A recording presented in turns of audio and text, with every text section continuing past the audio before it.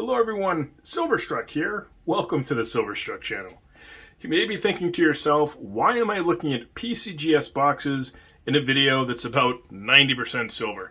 And the answer is quite simple. This is how I store my 90% constitutional silver these days.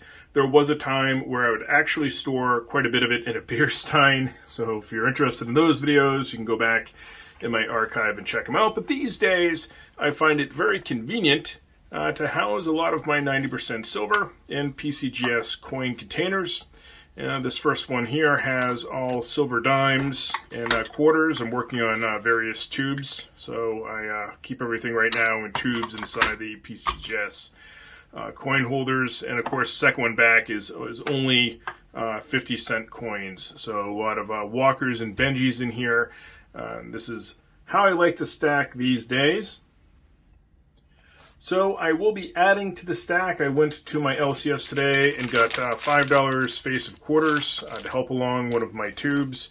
So I'm going to be adding these, and I also picked up a complete roll of silver dimes. So I'll be going over the math on 90% constitutional silver and whether or not it's actually worth stacking 90% constitutional in today's premiums. So here we have it. Pretty much my entire 90% constitutional silver stack, minus a few pieces here or there in the community album and so on and so forth. There are several ways you can stack 90% constitutional silver. The most common way is picking through circulated coinage, which is how I got these $5 face quarters here.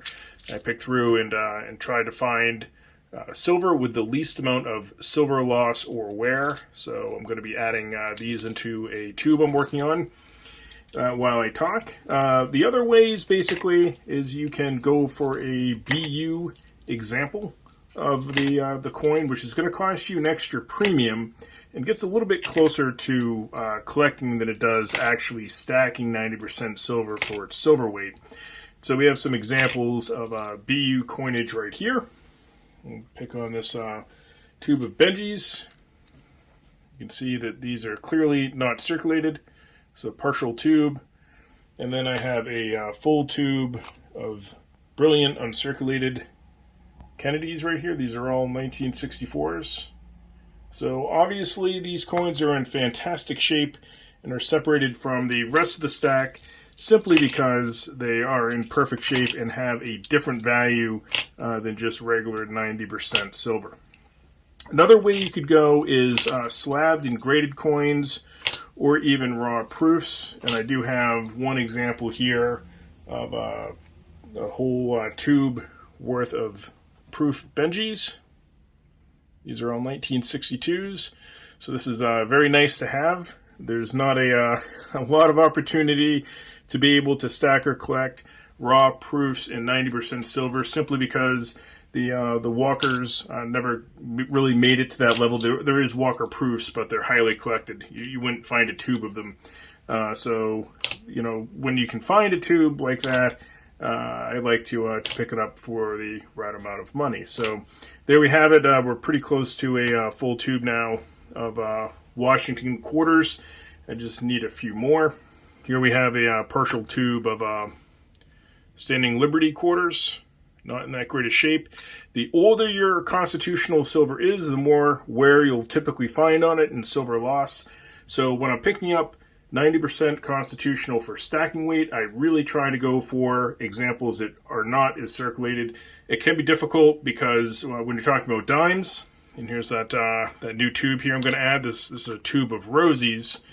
I went for all rosies for the reason I was explaining: less silver loss, less circulation. These coins had less time to be able to circulate. But the mercs are just super cool. So it's really difficult sometimes to separate out what you want to stack, you know, maybe even collect a little bit with those mercs being worth more money potentially in future years versus stacking actual silver weight for the silver content itself. Now let's get into some math. So here we are, and what's in front of us now is a $1.40 of face value in 90% constitutional silver. We have a 50-cent Benji, two 25-cent Washington quarters, and an assortment of 40 cents worth of silver dimes. So a $1.40 face value equals 1 troy ounce of silver. Now let's give or take a little bit, because what I was talking about was circulation and some silver loss, but basically what you're looking at is 1 troy ounce of silver, and any face value amount of 140 will equal that with your 90% constitutional silver. Now, before I move on from here, let's talk about the purchase I made. I did buy $10 worth of face value in 90% today, so I have the $5 worth of dimes and the $5 worth of Washington quarters. And I'll share with you my receipt so you can see the date. And then below, you will see that I spent $21.50 times face. So each $5 purchase costs me $107.50. I'm going to pop up a pic now that's going to explain a little bit of extra math for those that are interested. You can see here in the old method, $1.40 face value equals the 1 troy ounce of silver. So with $21.50 times face, you can see that I spent $30.10 per ounce. So given spot price today, that's not so wonderful. Still, constitutional silver is elevated in price. But check out the new method underneath that one.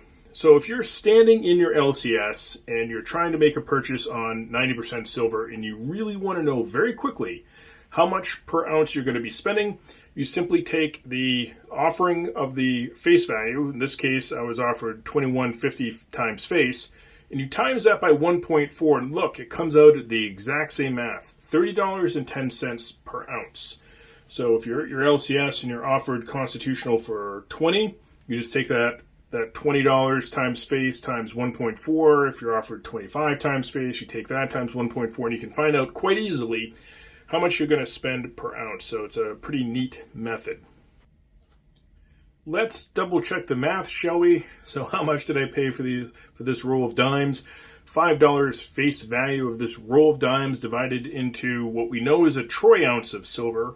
$1.40 face value equals 3.571 troy ounces of silver. So basically this roll of dimes is equal to 3.5 ounces of troy silver. So again, I spent $21.50 times face. So that's $5 face value times 21.5 equals the $107.50 I paid. So that math is correct. And then beneath that, you take the $107.50 and divide that by how many ounces I have, and it comes right back down to $30.10 per ounce is what I paid. So the new method works. Is stacking 90% silver in this market even worth it anymore? Here we have an example, the 3.5 ounces worth of Roosevelt dimes versus a 100-ounce Geiger bar, which contains 3.2 troy ounces of silver, so very close in silver amount. And you can purchase a lot of the 100-gram bars, not so much the Geiger, but a generic 100-gram bar for far less than $107.50. So why would I bother even making a purchase then of the Roosevelt dimes versus picking up another 100-ounce bar? And the answer is very simple. They continue to produce the 100-gram bars, but the Merck dimes and Roosevelts will not be produced in silver for the foreseeable future anyway, not for circulation anyhow. So this silver now has been out of circulation for quite a while. And the last time the U.S. Mint actually struck a coin with 90% silver for circulation was in 1964. So the 90% constitutional silver continues to actually disappear from the marketplace as it becomes stacked and collected. And of course, a regular bullion bar of 100 grams you can pretty much pick up anytime you want. So there is your answer right there. Anytime you can get multiple values out of something, I believe the future value of this 90% won't just be silver weight, but it's crossing into the semi-numismatic and highly collectible. So for that reason, I'm still collecting or stacking 90% constitutional silver when I can get it for a price closer to 20 times face. Not so interested in doing business with the big bullion guys online. I'm going to pick on JM Bullion for a moment, check out these prices for what they want for a roll of Mercs.